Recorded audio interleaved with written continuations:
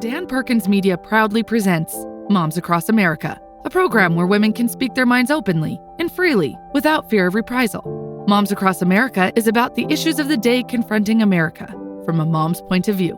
And now, here are the moms. Hello and welcome to Moms Across America. This is Vicki Tompkins with my co-host, Miss Southern Sense, Annie Ublis, and our special guest today is our producer, Dan Perkins. He is far more than a producer.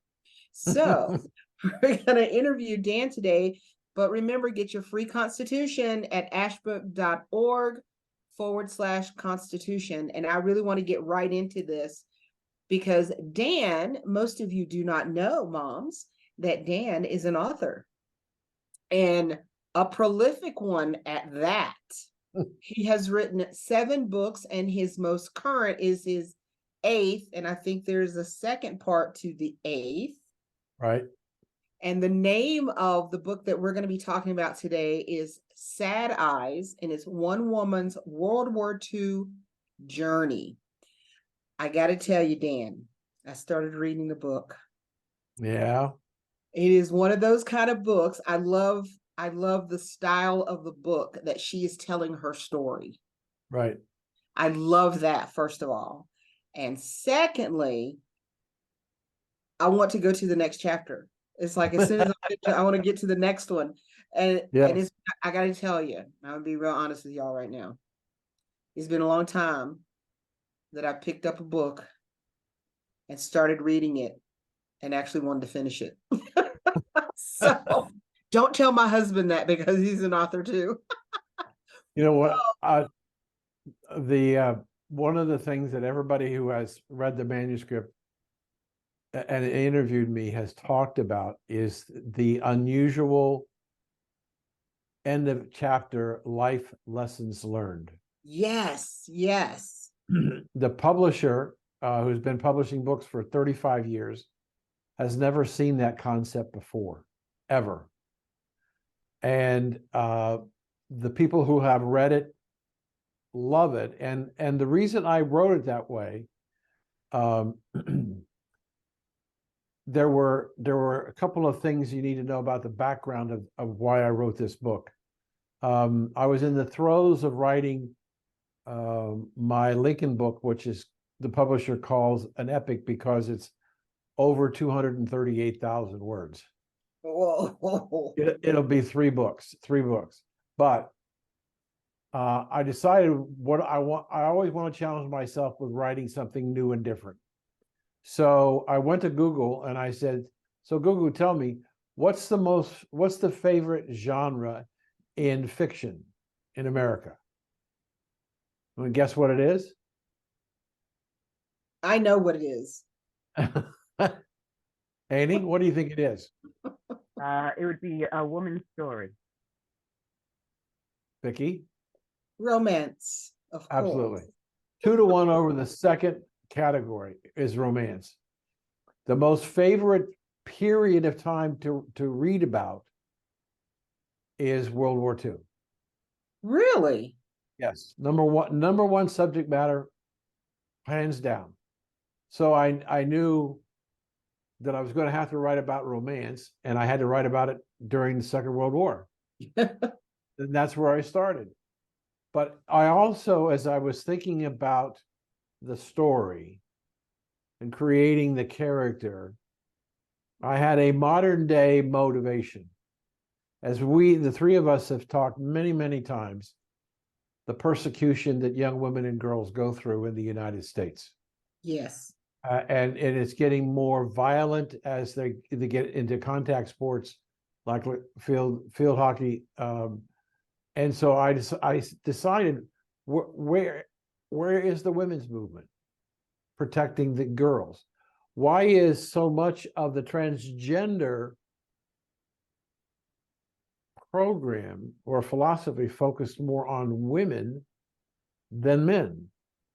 Why is it that women have to give up parts of their body and go on drugs for the rest of their lives in order to satisfy somebody's view? And what I concluded, ladies, was that this group of people don't have any heroes. They're being manipulated by other people who are Yep. not necessarily in their interest. So I decided that we needed a good woman's book about moral values and being a woman and being worthwhile. And so those were the premises. Well, This I can starts- tell you right now, The View is not, they're not heroes. So you are right on target with that. People who have, and I don't know how far you are into the first book, but people say the life lessons learned piece is how she is educating future generations, how she's educating people who read this book and read those life lessons learned are applicable to today, just as much as they might have been during World War II. Yes. So what I try to do is to give a forum for a woman to express herself, to want to be independent and want to do something that makes a contribution to mankind. So that came up with the had to be a nurse. There wasn't any other choice. It had to be a nurse. And our heroine grows up in Waterloo, Iowa, out in the hinterlands. And she grows up during the Depression. Yep. And when she decides in her sophomore year of high school that she wants to be a nurse, she doesn't want to be a nurse in Waterloo, Iowa. She doesn't want to go to school in Waterloo, Iowa. She wants to get out of town because she knows that if she stays there, and given that she's a gorgeous red-haired, green-eyed girl, very unique, it's going to be hard for her to resist the onslaught from the boys and the men in the town. And she doesn't want to get pregnant because she doesn't want to give up her career before it even starts. Right. That's one of her greatest fears, is that if she succumbs to her passions, for what would happen in a moment will change her life forever. Absolutely. And her parents are incredibly supportive. They're a little disappointed that she's not going to go to nursing school, because most people don't know this, ladies. In the late 20s and early 30s, if you wanted to be a nurse, you didn't go to college. You went to a nursing school. Right. And you went into what is called a certificate program, which was generally 3 years. And you were at school 50 weeks out of the year. Wow. You had 2 weeks off in August. And in addition to that, you had to work every evening in the hospital. And you had to work 2 shifts on a weekend. And for that, the total cost to go to the nursing school for 3 years to get your certificate, not diploma, certificate, is $90. Wow. $30 a year. It was room, board, tuition, books, fees, even uniforms were all included in that $30 a year. But you had to work pretty hard in the hospital. But she was born to be a nurse. She was born to help people. And there's a wonderful snippet about her relationship with her mother and father and her sister and her younger brother. She's in the middle person. The tradition in their family, the 2 most favorite holidays for their family were Christmas and the 4th of July. Mm-hmm. And they had a tradition at Christmas time, is that they would go out to the Christmas tree farm and cut their own Christmas tree and bring it home. And this year, her sister, who usually went with her dad, couldn't go. So she went, and her younger brother. And all the way out to the farm, he begged his dad, could he cut down the tree? So they finally get there and they finally decide on a tree, and he crawls underneath the tree with a saw. Oh. And it slips off the trunk and cuts deep into his leg, and he's bleeding profusely. And she's a sophomore in high school. She's been working as a volunteer at the hospital, but she tells her dad, give me the rope that you were going to tie the tree to the car. And she creates a tourniquet. And they were out in the country. They didn't have phones. So they're going to have to put him in the car and take him to the hospital. And so he's there, and the doctor comes out after several hours and says, whose idea was it to put the tourniquet on his leg? The father says, my daughter, and she's going to be a nurse. And she saved her brother's life from bleeding to death. Yeah.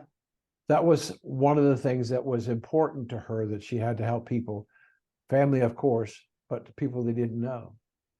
The description of what it was like to live during the Depression, especially in the Midwest, with a Dust Bowl, and they would have to drive to take her to school, and then drive over and pick her up because they couldn't afford a train for everybody, the mom and dad and Mary, to go to get on the train and go.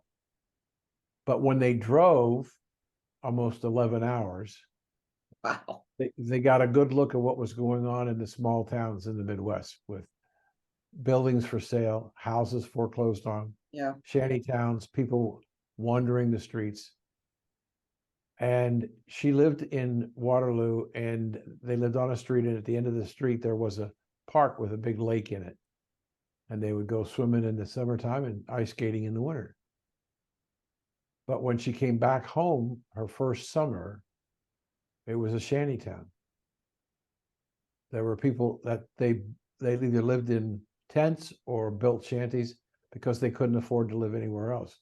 So we get a perspective of understanding what was happening within the economy and to the American people, and the suffering and the disappointment they had. At the same time, we see her growing and maturing into an amazing woman. And I wanted to position her as a strong person with compassion. And it was really an amazing story to be able to write. And as I was doing the final annex just before it was published, I turned to my wife and said, this is a hell of a story. This is a story that, like a lot of my other books, totally different subject matter, you can't put it down. Right? That's how it is. It truly is that. It truly is that. And like I said, it's been a while since I've read a book like that, because my husband's book, I usually read them before they're published, so I don't get a chance to enjoy the book because I'm in edit mode. So to be able to read a book and really enjoy it, I mean, I literally went through 4 chapters like pretty quick because I was like, wow, this is good. So, and I love the fact, I'm sorry, Annie, I'm leaving you out of here for a second. I love the fact that she's strong. She knows what she wants, and she's not going to compromise what she wants. Right. But yet at the same time, and I think this is what's missing in our society today, we think that a woman cannot be strong and both compassionate. But that's how we are. I would say the majority of women are both. Would you agree with that, Annie, or I'm just totally off base? No, I would completely agree with it, because there are a lot of things that hit a nerve in me. There was one question though, Dan, you in your prologue to it, in your introduction to the book, you picked out 2 women to use as examples, and one was Clara Barton, Right. who founded the Red Cross. Right. The other one was Dorothea Dix, who helped reform hospitals, especially dealing with the mentally ill. Right. And this is something that I had a teacher in high school that took us into some of these mental wards in various hospitals that had not been reformed up to the manner in which Dorothea Dix had already wanted. And we're talking about the 60s and 70s, our generation. I was just wondering why you didn't use Dr. Mary Walker as one of those people to show as an example. She is the only woman to have received the Medal of Honor, and she was a surgeon in the Civil War. I was just curious why you didn't pick on Mary Walker as an example also. Because well, I did pick those two women in the book. She picks the two women because of what she gets out of the library at her school. They don't have a huge department on nursing in that school, or women in general. Right. So when she decided that she wanted to be a nurse, her focus turned to those women who were prominent nurses. And those two women were very prominent. But even up to the time when she was in the Army Nurse Corps in World War II, she had no rank. Women in the military had no rank, regardless of what they did. And it was George Marshall who, in this story, becomes a mentor for her and a supporter for the ideas that she was, and he goes to her to solve problems. But it was Marshall's desired, and he when she became a captain, I'm giving a little bit of the story away, but when she becomes a captain, she gets pinned her bars by Marshall in Honolulu, and where she spent a great deal of her time in the war. But she had to fight very hard to get the recognition that the military leaders were unwilling to give to women, recognizing them as I did an interview yesterday with a gentleman who talked about the women in the Second World War who flew the aircraft to the front, and nobody hardly knows who they are. So it was a way to also honor those women who served in the World War II and in the Korean War, because the book does go to the Korean War. But it's a history. It's one person's adventure, and I don't know whether you got there, either one of you. So if you have not, I apologize for telling this one particular story. But it was a lot of fun to write. She's finished her nursing, and she's gotten a job at St. James Hospital. And she's an ER nurse, which is what she wanted to be. The nursing supervisor for the hospital approaches her and says, I think you should go back to school and get certified as a charge nurse. Now, that's not a term that's used terribly much today, but a charge nurse is responsible for all the nurses either in a department or, depending on the size of the hospital, for the hospital. And she's responsible for their continuing education, there's problems and whatever. So she thinks about it, and the school, the hospital will pay her tuition, but that means she has to give the hospital another year and a half. Wow. And her roommate in her last year left after graduation and went to California, San Diego, and she hated the cold as much as Mary Ellen hated the cold. But she agrees because she thinks it'll be worthwhile longer term to have that RN on her resume. So she goes, enrolls at LaSalle University in Chicago, and she's in the library. And she looks over, and there's this guy intensely staring at her. And she puts her head down and looks back again. He still hasn't lost a beat. She's wondering what's going on. I mean, she knows that she's an attractive woman, but it's unnerving to have somebody stare at you so long.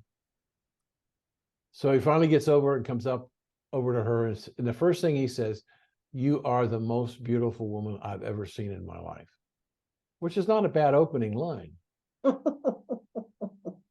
So she's a little embarrassed, and he sits down and introduces himself, and he pulls out his FBI identification. And he says, "Is there a place that we could go get a cup of coffee away from the school?" And she says, sure, right around the corner, there's a coffee shop. And she knows it's pretty open, so she won't have a lot of exposure. So they go there. And again, he tells her, like, sorry, I keep looking at you, but you're just gorgeous. Red hair, green eyes, just stacked to the hilt, and very smart. First in her class all the time. And he says, look, I know you're probably a little bit nervous about talking to the FBI, but let me give you a piece of information. In 1936, the Congress passed a law that American individuals and or corporations cannot trade with any country deemed to be a threat to America. But the FBI is convinced that the mob, the gangsters in Chicago, the mafia, are supplying weapons and ammunition to Mussolini in Italy. They can't get in. But when our heroine is introduced to the rest of the people of the FBI, they fall over backwards just like he does. And they take her downtown to Carson Pearson's, whatever, the fancy department store, and they do a total makeover. She is like Jean Harlow with red hair, and she's even more gorgeous. And they dress her to the nines, and she starts going with the FBI agents to various parties and gatherings involved with the mafia. And she gets to know the head guy, the godfather of the mafia syndicate in Chicago. And she has this dress, one of two dresses that were made for her, that fit her body to the point that she can only bend over to about a 45-degree level. Anything further than that, everything comes out. And so he sees her and he's just absolutely stunned again. He walks up the aisle to in this restaurant and says, "You're having dinner with me." And they sit down, and the FBI agent goes with her. And she starts talking to him about what it's like to be, in the mob in Chicago. And she tells him that she treats some of his people in their emergency room in the hospital where she works. And she says, "Well, what are you doing now with prohibition and everything else?" She said, "Well, we have different ways to make money." And she says, "How do you do that?" And he tells her, "Well, we have a deal that we can take cargo ships and ship rifles and ammunition to various people around the world." And she's been taught, whenever she hears that, she has to ask the question, who are you supplying it to? Is it Mussolini? Is it Hitler?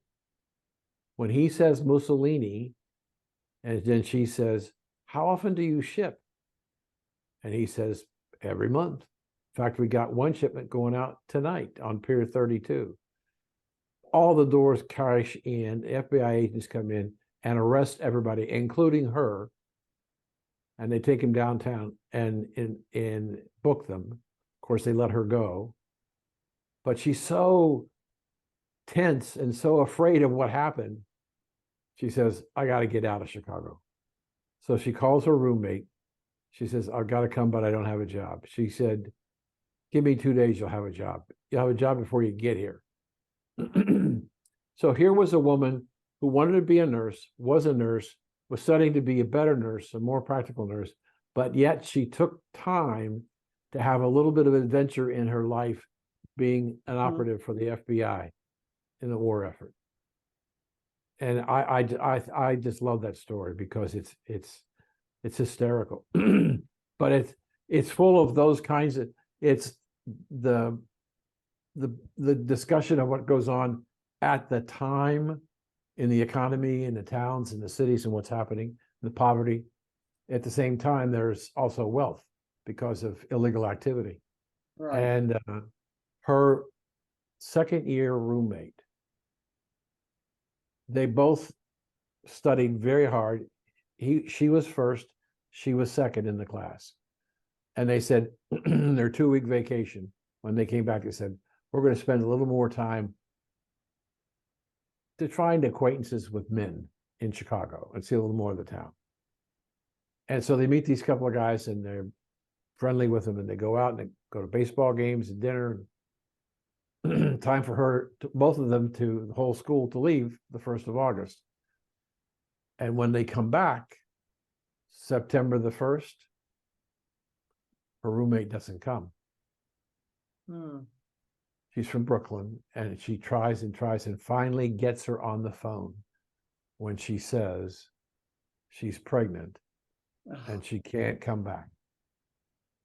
And all up at that point in time, she was saying, I'm not going to do this because I don't want to sacrifice the opportunity I could have in nursing if I get pregnant.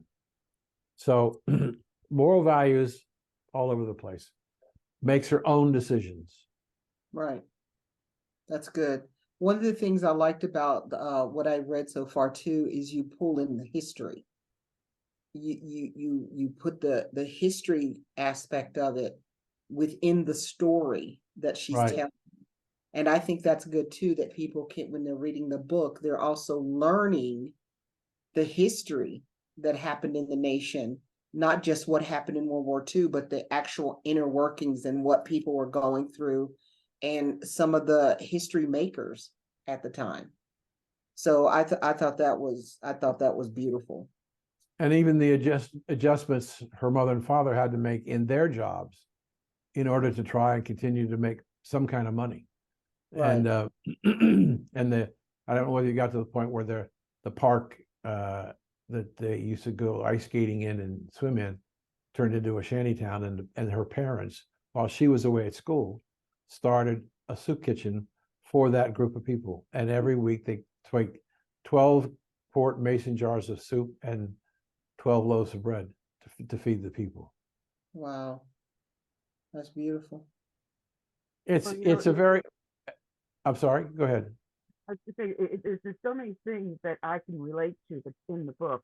And I don't know if I've told this story, that when I was pulled into the guidance counselor my junior year in high school, the guidance counselor I had happened to be the football coach. And when he said, well, what do you want to do? And I had a couple ideas in the back of my head of what I wanted to do, how I wanted to go. And before I can utter a word, he goes, this is going to be my advice to you. He said, you take secretarial courses and then marry your boss. And this is in our lifetime.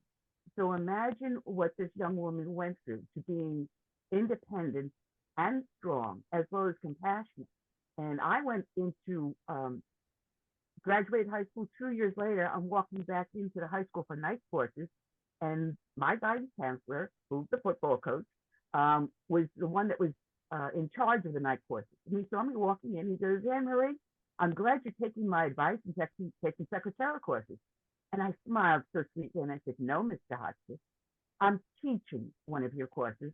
I own a business, and I have 13 part-time employees and a storefront right down the street. I love it. That's a great story. But it's so representational. We don't know. I learned a great deal about the lack of a better word, persecution of women, the demeaning of women. Oh yeah. And I try to show in the book that women can do great things if they just get an opportunity. And if you find the right male person in authority in charge, he can move things. And in the book, when she goes to San Diego, she meets her future love, and he's a fighter pilot student at Ryanair in San Diego, and they see each other a lot. And she tells him, no sex, not going to happen. So if that's important to you, goodbye. I'd love to be your friend, and we can be intimate in a lot of ways, but it doesn't have to have sex. So he leaves, He's supposed to meet her at the cantina on a Friday night, doesn't show, doesn't call, nothing. She's really pissed. She gave in to some of her passions to be with this man, and he disappeared and didn't say a word. And he comes back and knocks on her door, and she's ready to throw him out. And he said, look, the Department of War sent my entire squadron to England to work with the Royal Air Force to overfly Germany to see what was happening. I couldn't tell you. Of course, she forgives him immediately because he's her hero. But the point is that she had to fight every time. And she had a great sponsor in this story, George Marshall, author of the Marshall Plan. He was the Secretary of the Army and then later chairman of the Joint Chiefs. But even when she had a supporter as high up as George Marshall, in the day-to-day activities, she had to fight every day.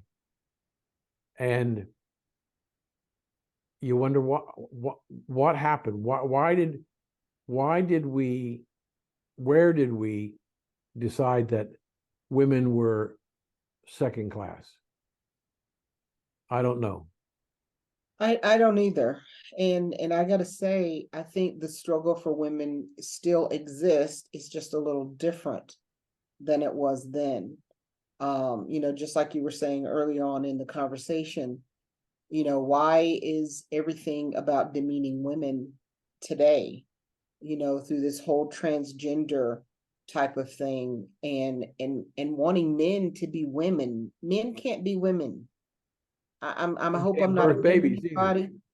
And they can't have babies either. That's right.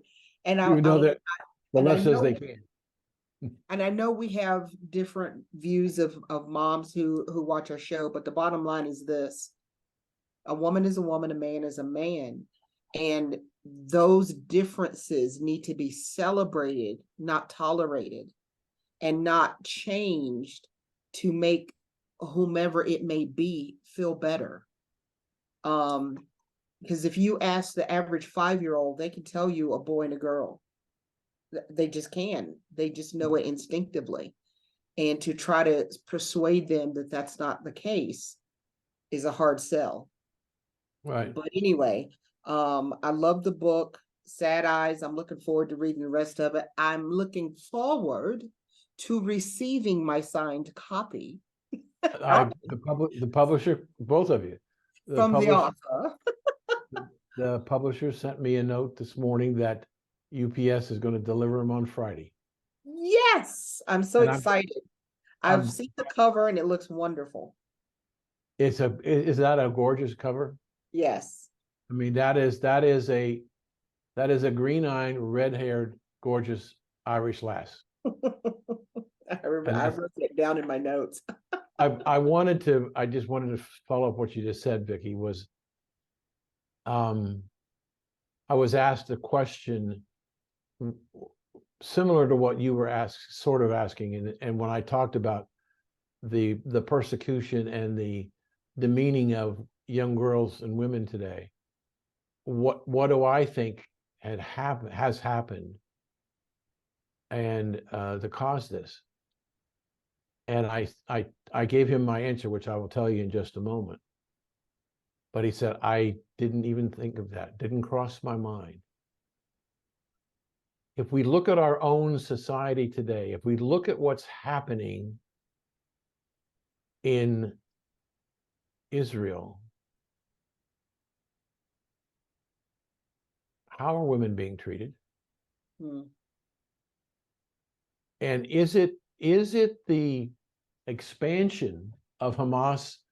And we look at our country, and we look at our political leaders who are supporting the genocide of Hamas against women and children.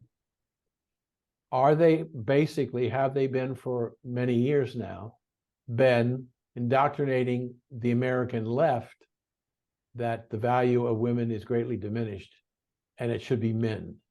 And so this rebirth of this demeaning of women, I think, is a result of the influence of Muslims in our culture, United States. Well, if you also look at our history here in the United States, Black Americans had the vote prior to women achieving right to vote. That's right. Much less run for office. The women have always been considered second-class citizens and children's possessions until they reach their adulthood and suffragettes. We have always been treated, and I have always found it, even to today, when I start to talk to someone, they're amazed at how intelligent I, as a woman, can be. They don't even in today's day and age consider us to be an equal intelligence.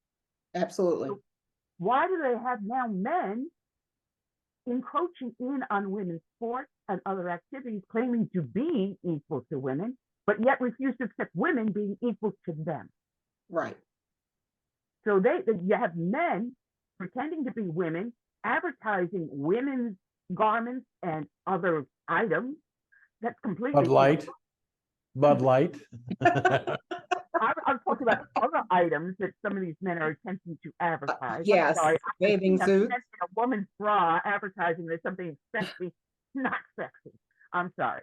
But still, they demean us and feel that a man can represent what we want better than we can represent for ourselves. And I found that not in just the business world, but I found that also as a police officer. When I would respond and be the first one on the scene, they were shocked to see a woman as their backup instead of another man. And yet I could do the job as well and in times better than, because I had the compassion.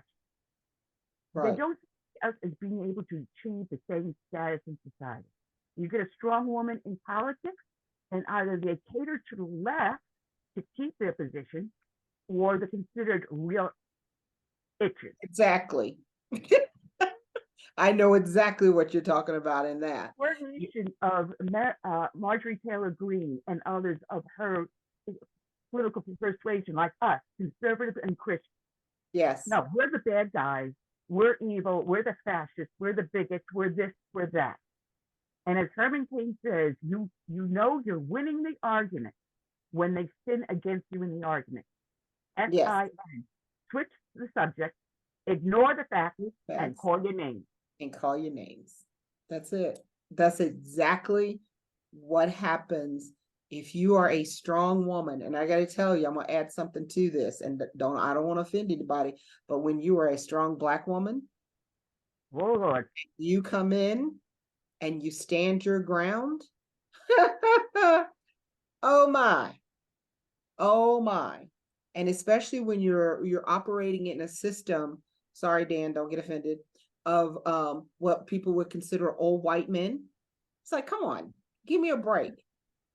And so it's got to stop. I appreciate the book because, I mean, from first chapter, you have a strong woman. You have a strong female. I'll say it that way because she was just a child at the beginning. But you have a strong female. And I think you are right, Dan.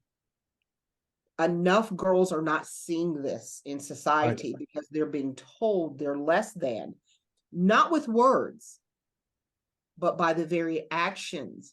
When a man wants to become a woman and then he says that he is a woman, and then he can go and compete with other women and totally dominate. When a man or a woman who claims to be a man now says that she is the first man to have a baby, I'm like, seriously, sweetheart, seriously, you still have the plumbing of a woman, and that's why you have a baby. Right. So it's like stop the madness. That's what I feel like saying sometimes. Well, actually, I have said that. Stop the madness, because it's not helping our society get strong. I mean, my goodness, look what's happening with the military now. All of a sudden we realize, oh, we shouldn't have told those people to go because they refused to take the shot. And now we're wanting to call them all these strong people back. Well, why didn't you think about that? It's like, you know how when we were younger, in our generation, we were taught, don't just look at where you are right now. Think about the consequences of your decision. what decision you make now and how it's going to affect you down the road. It's like Right. we don't have that concept anymore with a lot of young people. They think right now, what's happening right now, let's deal with it right now in the passion, like you're talking about, the passion of the moment. She made a decision, ain't gonna be no passion in the moment. Well, You know, there's something I wanted to point out, because in the book, there's a communication within the family and outside of the family. There was human interaction. In yes, today's day and age, it is your smart device, your social network online, TikTok, yes, whatever you want to call FaceTime. They don't interact with another human being. It is an electronic device that they're staring at 24/7. There's no yes. human interaction, which is why the military can't get people into it, because they have the instant gratification. And if it can't be done in 140 characters or told to you in 30 seconds, they're not interested. That's right. The human Oh. interaction is going the way of, what is it? Isaac Asimov wrote the book about people interacting with robots more than with another fellow human being. I think what the name of the book is. Oh God, I've read it several times, and for some reason I've got a brain fart. But this is what we're dealing with. A society Yes. today where they don't know how to look you in the eyes, shake your hand, and have a conversation. And Yes. the book brings back the importance of that need. And we need to unplug our society and plug it back into human interrelationship. Absolutely. One thing I want to share with you, my last thing, and thank you for the time and the great questions and great observations. When I decided to write a prologue, I decided that it wasn't going to be from me. It was going to be from her. I like that. So I signed it her, not me. Yeah. And people said, well, why did you do that? Because it's her story. It's not my story. I'm just the person who put the words to what she did. So Yes. I thank you for the time. Great interview as always. And have a great Thanksgiving. And we'll talk again next week. Awesome. Well, Moms Across America, this has been fun for me. I hope you've enjoyed the difference that we've done with this particular show. And just like Dan said, happy Thanksgiving. We hope you have a wonderful time. Don't eat too much turkey. But anyway, Moms Across America, always remember, you are America, and we'll see you next time. Bye-bye. Good night and God bless.